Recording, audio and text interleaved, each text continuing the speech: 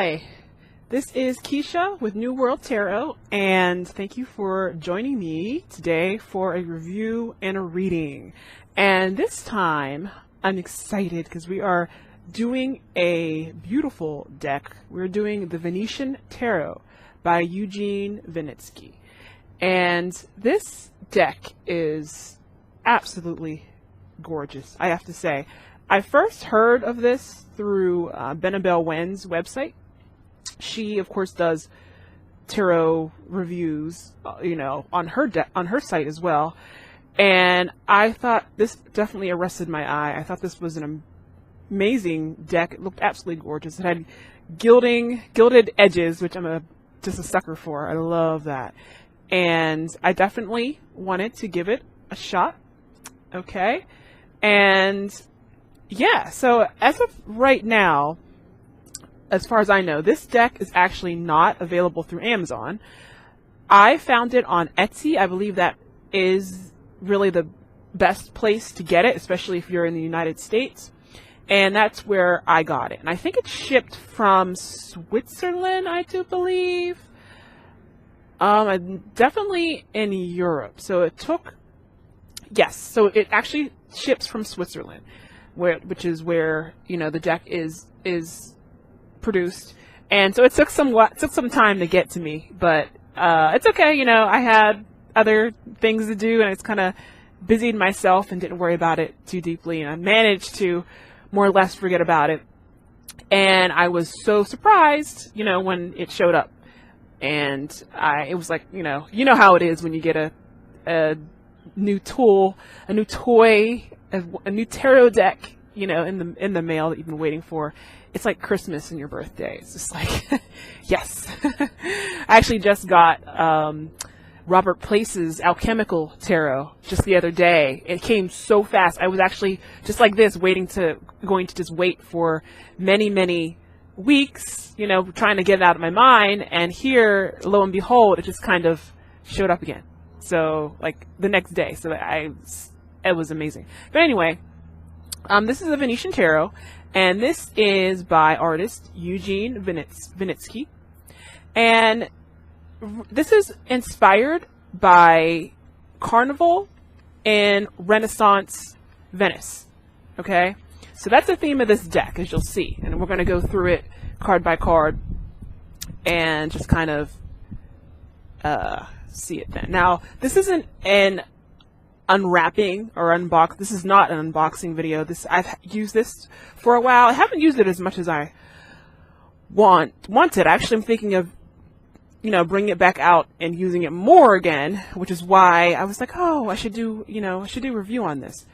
Yeah, so that's what kind of prompted me to dust this off and kind of take a fresh look at it. So this is the box, this beautiful hard box that this thing comes in. Absolutely amazing. Okay, and back has a little blurb here. Venetian Tarot, 22 major and 56 minor arcana deck, created by Swiss artist Eugene Vinitski. Venetian masks are a centuries-old tradition of Venice, Italy.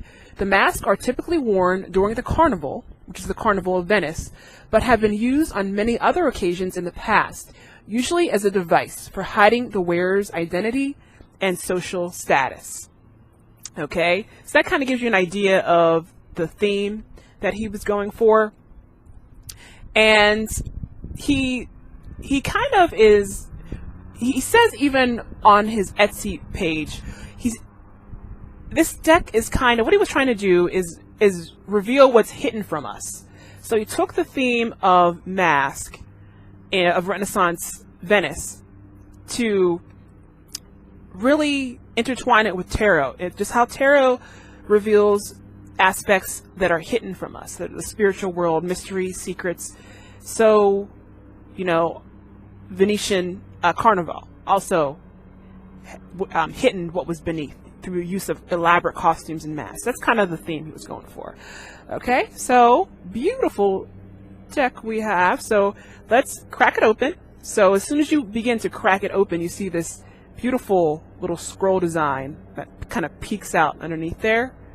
Ooh, okay, so this is what you get once you open it up. Okay, you have your little nice little box here, and first thing you're greeted with is the quote unquote little white book. Okay, so our little guidebook. So let's pull that out, take a look at that. And already these are the backs of the cards. You can see that beautiful back design. How gorgeous is that? Okay. All right, so yeah, it even says on the back here, Geneva, Switzerland. So this is our little white book, guidebook that comes with the deck. Okay, so it is in black and white. You should know. Okay, and it even comes with a few spreads, but it's nothing that you haven't seen before. So they're not really any unique spreads. They're just some classic spreads that if you've been reading any sort of tarot literature or studying the cards for a while, you are familiar with the 3-card spread, the horseshoe spread, and the Celtic cross spread. Okay. All right. Okay, and he begins with a quote by William Shakespeare.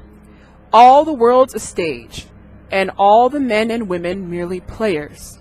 They have their exits and their entrances, and one man in his time plays many parts." William Shakespeare. That's a great, great quote, both for this deck and for the tarot as well. I think it's beautiful. All right, so then we have a little introduction here. He just kind of talks about the history of Renaissance Venice and of Carnival, and goes on and on. Then we have our tarot spreads. Okay. And then we go into our cards. Okay. And he starts with the major arcana and then moves on to the minors. Okay. And there's even a little section in the back for notes. All right. And in the very back, he actually has some other works that are available. I believe these are also by, other tarot decks by Eugene Vinitski, the Money Tarot deck and the World and Colors Tarot deck, which is kind of hard to see in the black and white images, but they definitely look interesting. I will have to check in with those and see what those are about. And the last page is about the author, Eugene Vinitski. Okay. Okay, so he of course begins with the full, and he gives just a little introduction here. It's a really nice amount of information that we has, and then he gives meanings and reverse meanings. So if you're looking more for keywords, so I like it. I think it's pretty full explanation. Okay, and we have a little design at the top, and of course we have black and white images for the cards. All right, so that is the guidebook. It's a nice little guidebook. Does the job. Very good. All right, so let's get into the cards themselves. Okay, so I'm just gonna pull this out, and again, this is an unboxing. I've used these for some time already. So, hope I didn't mess up my camera here. Okay, so first thing, I don't know if you can see the glint on the edging on these cards. So beautiful. Look at that. And again, I've used these, so over time, I do a very, very gentle, but I bridge shuffle these, so I know you're not really supposed to do that because it can kind of, and I kind of tap them on the table and things like that. So I think over time, you will, on my cards, you will see a little bit of chipping on the edge. So, that over time could be something that will occur. But beautiful gilded edges of gold foil on these cards. Like, wow. Okay. All right. So again, these are the backs. Yes. So these are the backs of the cards, reversible. And as you saw in his guidebook, obviously he is a proponent of reversals, as the backs are reversible. And I love it. It looks so, the detail is, it looks just like stitching. It looks like, literally, if I would run my hand across this, I feel like I would feel not glossy card, but I would feel like material, like, you know, brocade or something.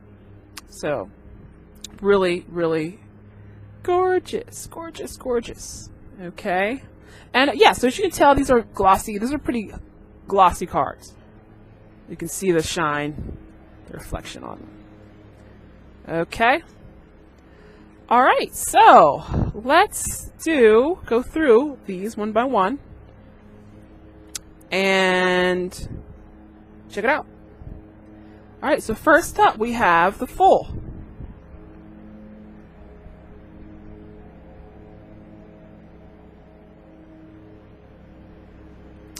The Magician.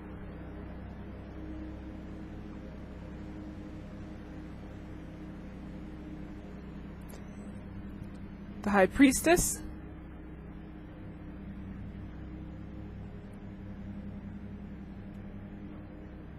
Wow, I love her. Okay. The Empress.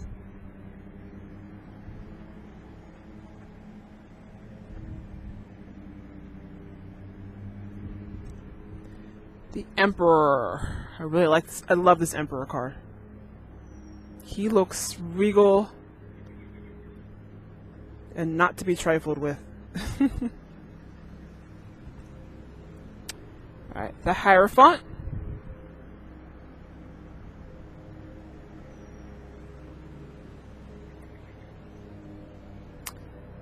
The Lovers.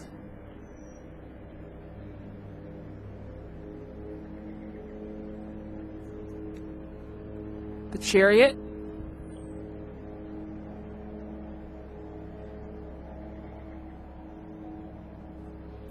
And I have to say, I hope you don't hear this horrible buzzing. I don't know, they're doing some sort of excavating around in my neighborhood, but it's just like, it's such a beautiful day, and where I live, I couldn't help but come outside. It's been doing nothing but being cold and raining for days and days, and I just needed to come outside. So I apologize if you can hear this endless, annoying buzzing noise that's happening in the background. I hope that doesn't come through too badly. Alright, so we finished the first septenary. Let's move on. Strength. I love this strength card. This is also one of my favorite strength cards.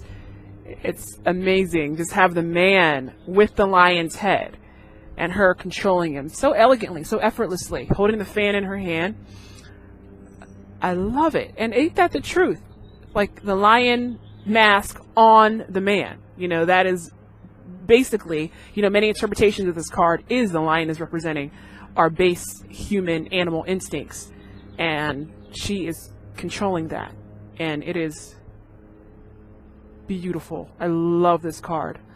Like some of these pieces, and one thing I have mentioned, I haven't used it as much as I want to, as far as quote unquote divination purposes. It means that actually using it in them spreads, but I have used them in meditation, because some of these cards are absolute pieces of art.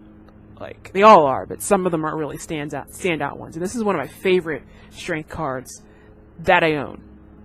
Like it's that's a favorite. The Hermit. Ooh.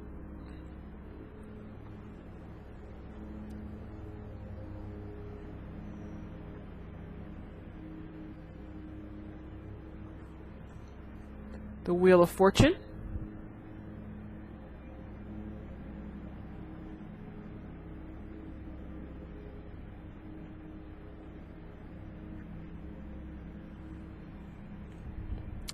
Justice.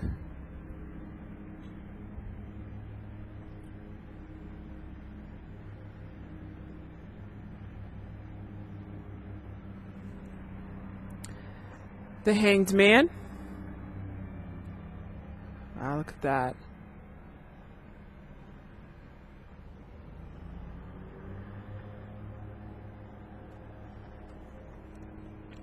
Death.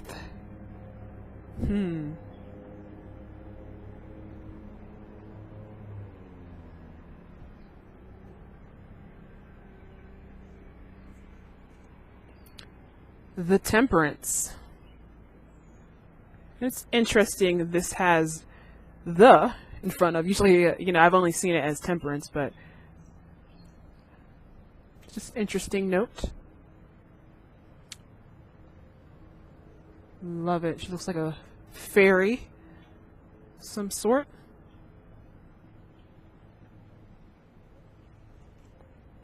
The Devil.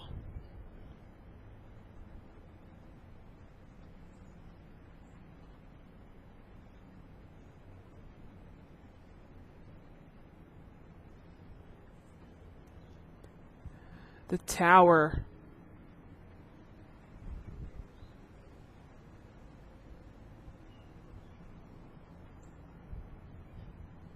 Got a big, and what I like about this too is it's actually a light. It's not necessarily a lightning bolt, but it's like just a beam of light that has ignited the tower, which often, you know, gives that, it fits into that meaning of oftentimes when our material things crumble, when things that were no longer serving us, when they fall apart, it is for our greatest good. It is by the divine's hand.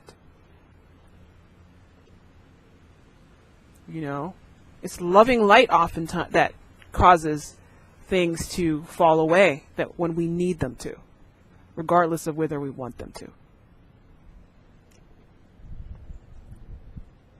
The Star. This is a beautiful star card. I mean, absolutely beautiful.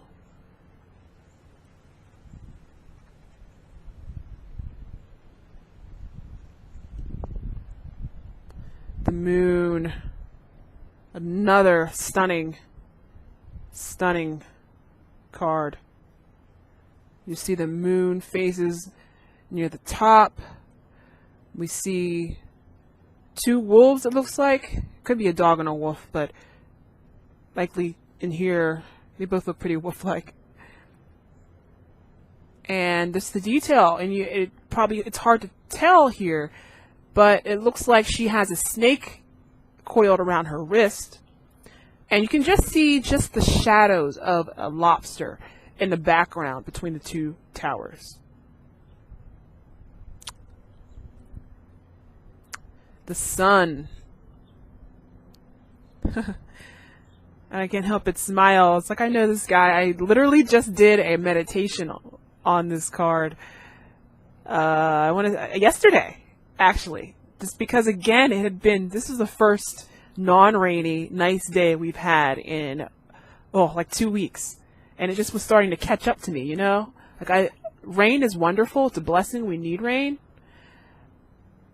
But, you know, you energetically start to kind of, well, for me, I'm speaking for myself, you start to kind of bog down after so many, and I just need to find that solar oomph, that energy again. So I literally did a sun card meditation to get more power and energy and just joie de vivre back into my life. And we have Judgment. Nice. We got the ice skaters and the angel and the World. Finally, beautiful World. Like all of these cards in the major arcana, I really, really love. There's not one that I'm like, You know, they all are beautiful. Okay, so let's move on to the minors. So we have the Ace of Wands. And I have to admit, for this deck, I'm actually not a huge fan of the aces. They're not my favorite.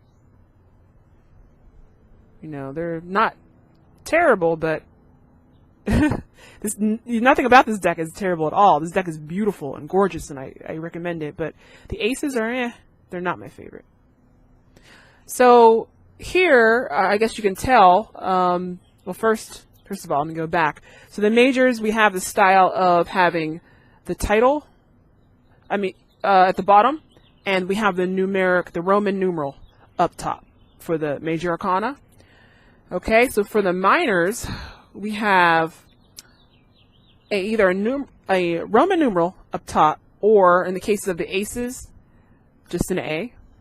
And we have the symbol of the suit in the bottom. So this actually is going to be wands, and you'll have a little wand down the bottom. And I actually think, I think they are wands. Just want to check something really quickly. Yes, wands, cups, swords, and coins. Okay, so. All right. Okay, and we have the Two of Wands. Look at him. I just love the beauty in these cards, and him just, the Lord of Dominion, the Hermetic title. And he is in his palace, but looking out across the water at another one. And we have the Three of Wands.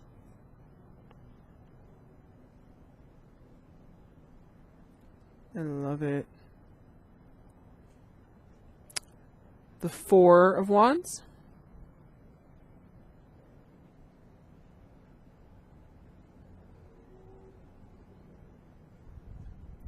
The Five of Wands.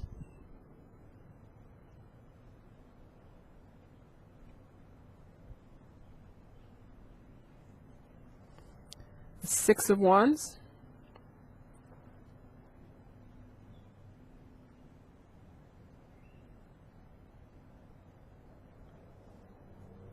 The Seven.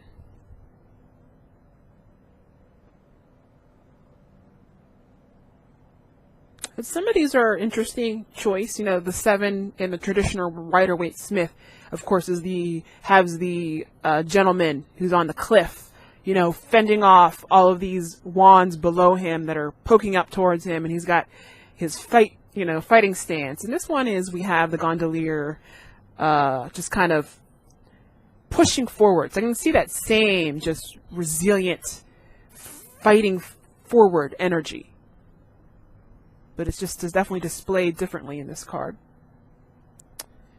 Okay, the Eight of Wands. Okay. So this one does kind of make me scratch my head, especially when I first saw it. The Eight of Wands, and Hermetic title for this card is the Lord of Swiftness. And usually in the Rider-Waite-Smith, we see the wands flying through the air at great speed. There's a lot going on. It's all about, now, the power of now, things happening now, and just, all of this action, and, even spirit assisting your efforts.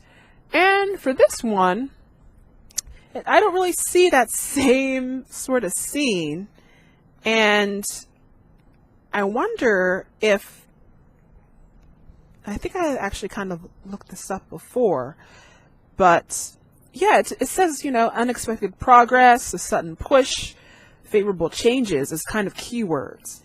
And I don't know. I think they kind of went for the pause and the stillness of now, and trying to, the right nowness of the moment. I think that's kind of what Eugene's purpose was in this. But I thought it was interesting. Not my favorite Eight of Wands depiction. Nine of Wands. Okay, so we see the lone character out there in the gondola.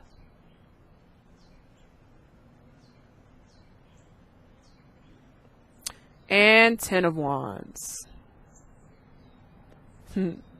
Arms full of mask, dropping some behind. This is a classic depiction. Very well done here. All right, so then we're on to our court cards. And he has knaves instead of pages for this deck.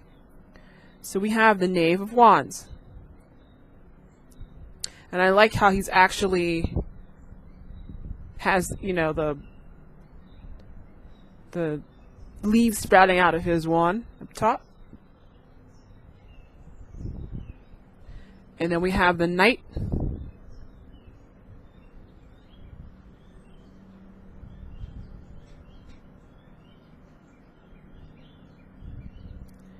The Queen. I love this Queen. Look at that. She has a cheetah. Freaking cheetah. Next to her. And I love that lit wand. It seems to be electrically lit in an era where electricity was not yet invented. You know? Just all about innovation and creativity and energy and power. The King.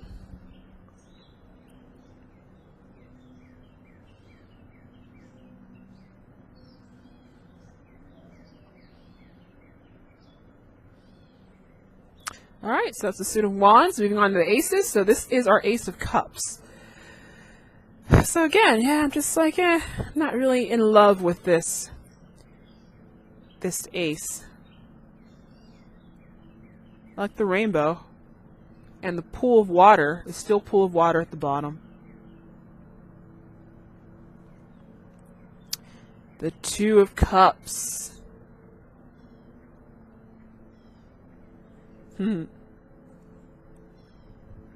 Definitely has a romantic and body feel, and I like it. I like the, you know, because this was, you know, a time for people to, you know, get out their earthly urges. And again, the mask hid who you are, so you were able to be a little freer. Three of Cups. Love this. This is a really pretty depiction.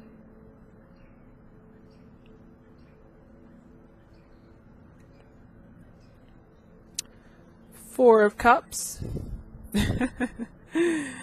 I love it. He's in the water and clearly needs in need of assistance, and they're trying to help him, but he's just nope, doesn't want to take the assistance that's being offered.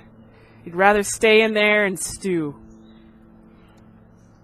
It's really good. And the Five of Cups. Yeah, it's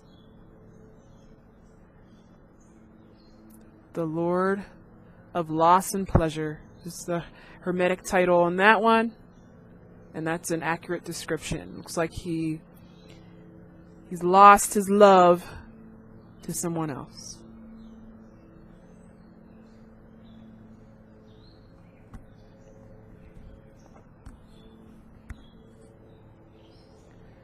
Okay, we have the Six of Cups.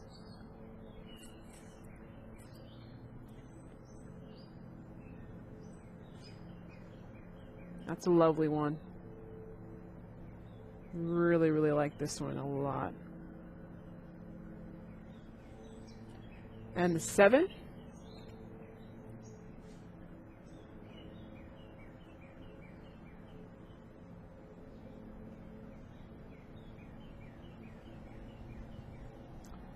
The Eight. Rowing away from his cup.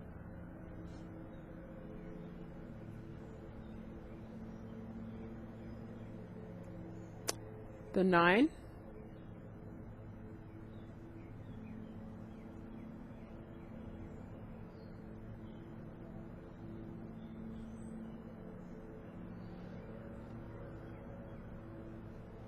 And the 10.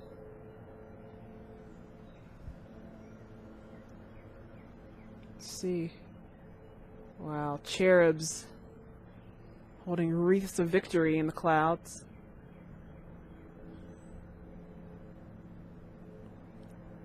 Alright, and on to the court cards. We have the Knave of Cups.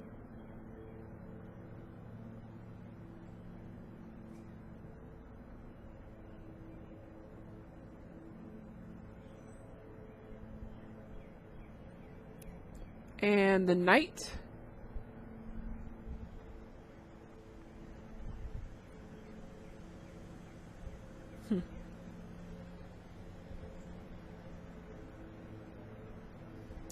And the Queen. I love these court cards. I mean, these people are just decked out in such finery. It's lovely to look at.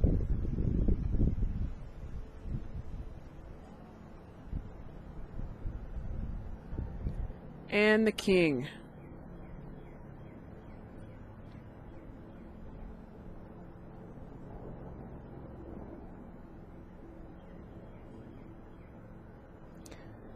All right, halfway through the minor arcana, 7th inning stretch. All right, here we go. So we have the Ace of Swords.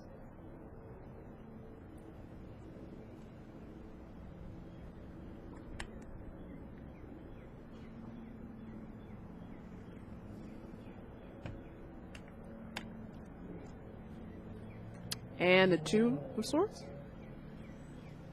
I like this depiction. Like we still have the moon in the background.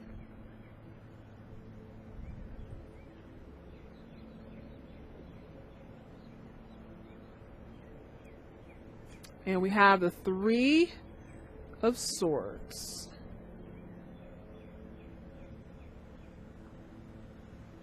I like that.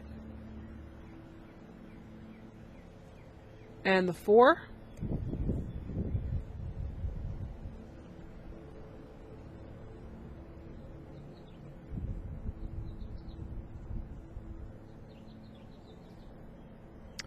Five.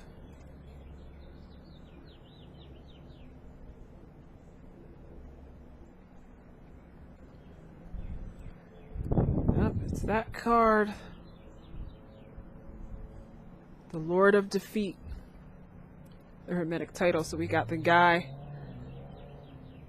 Has been stabbed on the bottom there. He's about to stab this guy too. Like just a lot of just no good going on.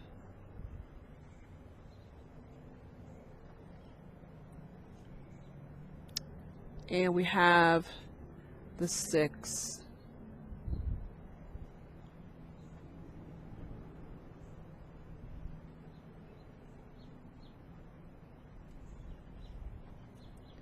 And the Seven. That sneaky Seven.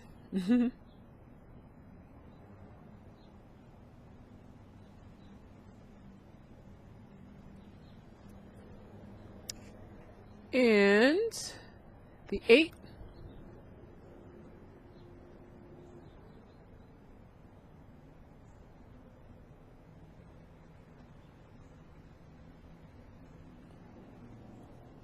The Nine.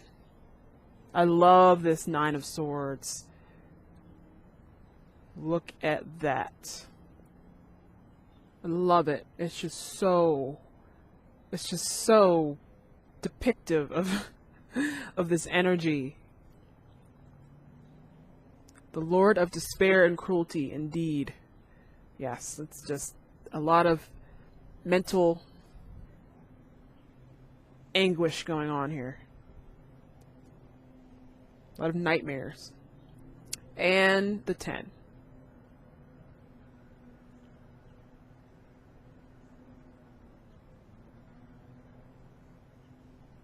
That's a really good one, too. It's a very good 10 of Swords. All right, and moving on to our court cards, we have the Knave of Swords.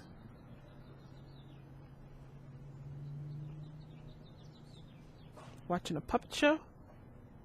This showing his curiosity and his desire to learn. And we have the Knight in motion.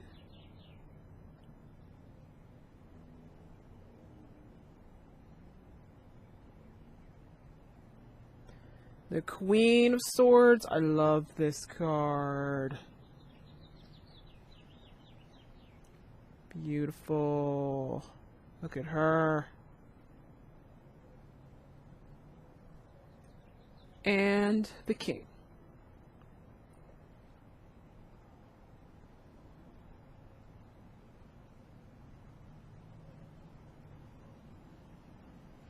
All right, and finally we have the coins. So this deck, he has chosen to stick with, I believe, is the older name as far as tarot goes. As far as any playing cards go, I guess, is the suit of coins. So this is the Ace of Coins.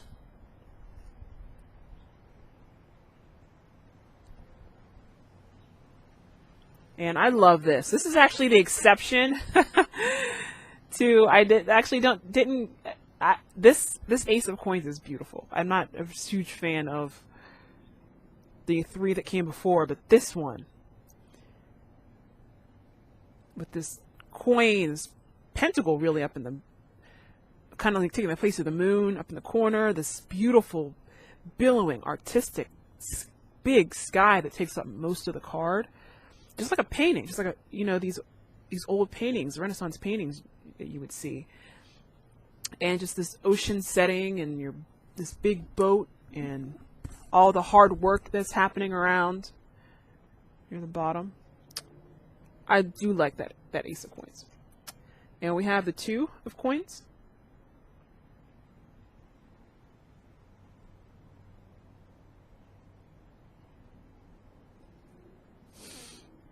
The Three. Man hard at work, craftsman hard at work, working on the plans for his gondola. While 3 stars are in the window that shine on his work. The Four of Coins. Look at that. Falcon. Very much the falcon for the falcon for the, that I think is associated with the 9 of Coins, really.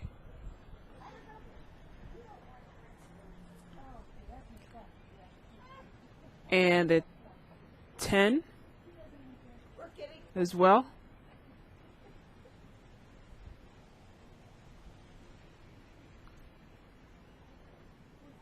Or not the 10, the 5. Excuse me.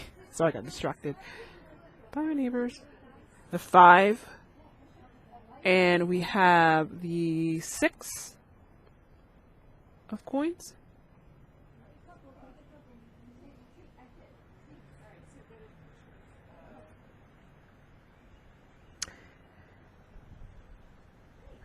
And the 7. Excuse the noise.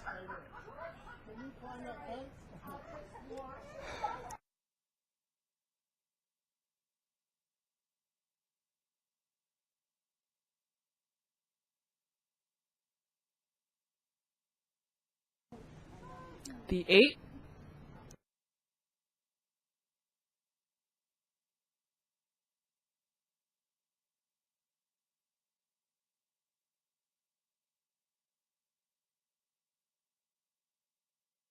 The 9. 9 of Coins.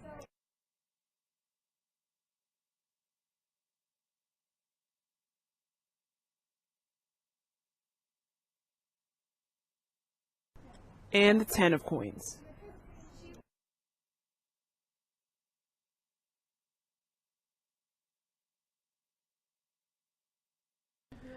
And moving on to the court cards, we have the Knave of Coins, which I love this one. This is one of my favorite knaves in the deck.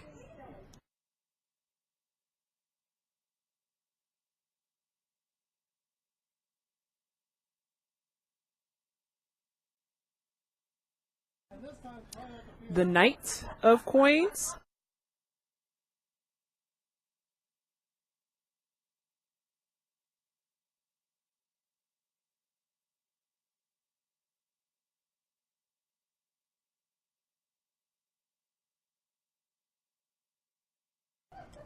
The Queen of Coins.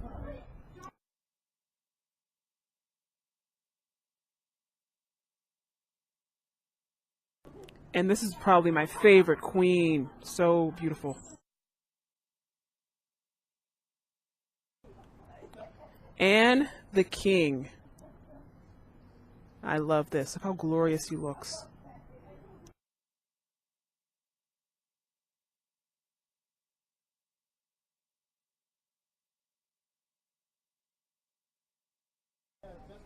Okay, and I do apologize for the background noise. My neighbors have decided to come out and be very noisy for some reason. But here we're gonna just very quickly do a quick draw here. And usually what I would do is I would divide this deck into 5 sections, and I would then shuffle each of the 5 piles and then shuffle them all together, and I would do that 5 times. So I call it the 5x5 method. At the end, it gets a very thoroughly mixed up deck. I don't have time to do all of that, of course, but I will do the best I can. And I just want to do a very quick 3-card reading. I know this video is going to get kind of long as it is, but just to see how we can prepare ourselves for just using the spring energies to move forward in our life. Okay, so I'm just going to do a very quick little, just to kind of show you how they kind of lay out, and spin that there and here, and just, it's not going to be thoroughly mixed at all, but it is what it is, and we're just going to have some fun with it. Okay, so our first question is, what can we really do to open up our minds, to grow our minds this spring? Okay, and for this we have the 6 of coins pulled in reverse, and just so you can kind of see it right side up, I'm going to place it right side up and just place a little stone on there just to signify that it is indeed a reversal. Okay, so 6 of coins reversed. What can we do to grow our heart energy as well this spring? To be more loving to others, be more open in the heart. And for that, we have the 8 of Swords. Okay, so I'm going to place that there. And finally, what physical action can we take to really take advantage of the spring energy and use that energy to grow as people? Okay, and for that we have the 4 of coins pulled in reverse. Okay, so I'm going to put that right side up as well, and I'm once again going to just mark it with a black tourmaline stone just to signify that it is indeed a reversal. Okay. All right, so right away, it looks like we have, and of course this isn't a thoroughly blended deck, so of course it's not going to be, you know, it's not in prime reading condition, but we have a predominance of coins, it looks like. So to me, that is telling me our work is predominantly something that's more internal action, more feminine, more about going within and changing ourselves as opposed to seeking things outside. And it also has to do with just doing what's practical as opposed to doing the glamorous or crazy work. Just making just smaller, more practical, more down to earth movements. So just taking things one step at a time. Okay.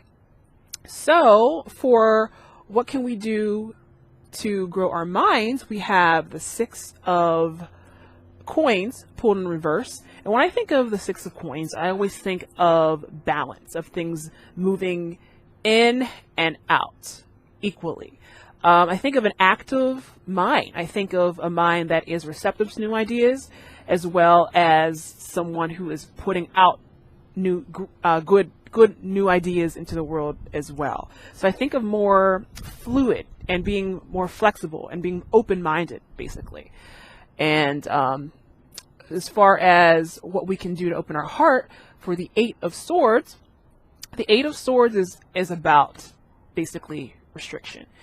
And the thing about the Ace of Swords is it is a big indicator that your way of opening up, of getting out there, when you think that there is no way, there's no way for you to expand, it's all in your own head. It's all in your own doing, basically.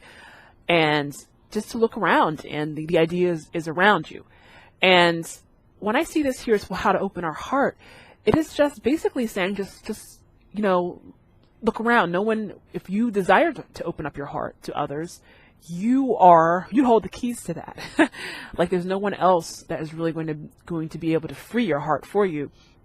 It's there. Just look around and see what opens your heart. What does your heart respond to? And then just allow it to expand and just move past the point of discomfort. Just make an effort to just open up. And then as far as what action we can take, we have the 4 of coins pulled in reverse. And again, this seems to just open up. I'm just seeing a whole theme of just opening up, which is, you know, really what spring's about, like opening up like a flower, just being receptive to everything that's around you. With the 4 of coins pulled in reverse, I think of the opposite of conservation, the opposite of stinginess, of just being open with yourself, you know, just sharing your internal resources, sharing your love, sharing your desires, sharing your interests with others. So this spring, basically, this is telling us that we need to open up to others, and just make a connection, make connections with other people, and don't close yourself off so much. Okay. All right, so that is it. We ran a little bit longer than I would like, but that is a review of the Venetian Tarot by Eugene Vinitski, and this is an absolutely gorgeous deck. I definitely recommend it. If any of these images resonate with you, Etsy, again, is where you can find them, and they do come from Switzerland. And standard tarot size, as you can see, I guess this is about 3x5, and absolutely lovely, glossy, super gold foil gilded cards. Nice weight to them, you know, as well. Most likely because of this gilding that's on the side. They're absolutely gorgeous. I definitely recommend that you try these. All right, well, I want to thank you so much for joining me for this review and a reading, and I hope to catch up with you another time very soon. Take care and enjoy your spring. Bye.